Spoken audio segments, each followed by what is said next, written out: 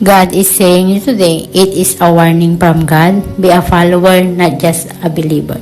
Jesus said, my command is this, love each other as I have loved you. Be the reason someone believes God is good. Jesus is my everything. Thank you, God, for all the blessings, and thank you for your loving and victorious forever. Hallelujah. Therefore, if anyone is in Christ, the new creation has come. The old has gone, the new is here. From the moment we become new creatures, we begin our daily walk with God, being shaped after His own heart.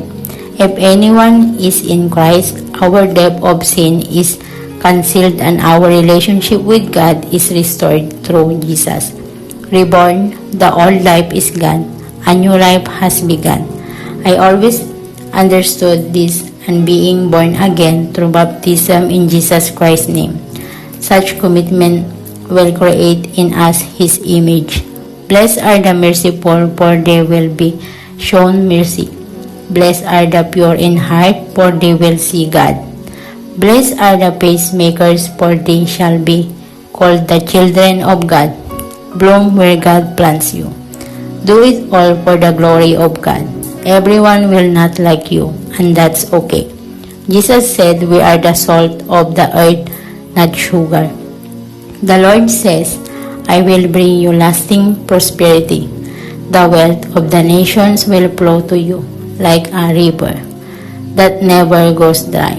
You will be like a child that is nursed by its mother, carried in her arms and treated with love. Hallelujah. All glory be to God. Thank you, God, for your unconditional love, health, massive protection, wealth, fighting for me, favor, victories, and help me. Great God, Almighty of the most. I put my trust, love, and hope in you forever to protect me and my family. I thank you so much, Lord Jesus Christ, for saving all and I with your gracious blood. Dear brothers and sisters, Jesus saves. I'm living example. He sees everything. All we need is to be humble and trust Him. Be like Ruth, loyal in all your relationships. Walk the extra mile and don't quit when things get tough.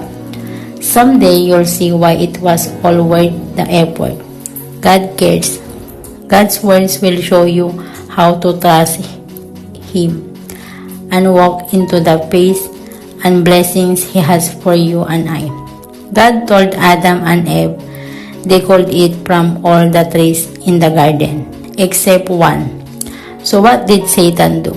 He got them to focus on the one they couldn't. God wants us to be thankful for all what we have and not distracted by all that we don't.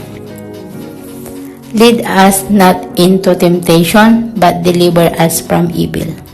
We have so much and needs a little. God is here with us, for us, and us. It's our choice. Jesus is everything. God wants us to love Him.